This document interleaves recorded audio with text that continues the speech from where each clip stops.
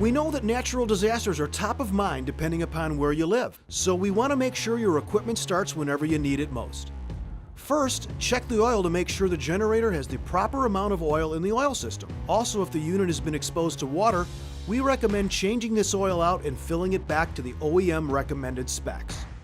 Second, fill the unit with fresh gas. To ensure that this fuel stays fresh, add STA-BIL when you're filling the gas tank. This will ensure easy startups and keep your engine from getting clogged up. Also, be sure to keep that tank as full as possible so no moisture can contaminate the fuel. Next, remove the spark plug to ensure it is in proper working condition. These are cheap and readily available at your local auto parts store. If there's black or orange buildup on the tip once removed, it's time for it to be replaced. Now your generator should be ready to go should the time come.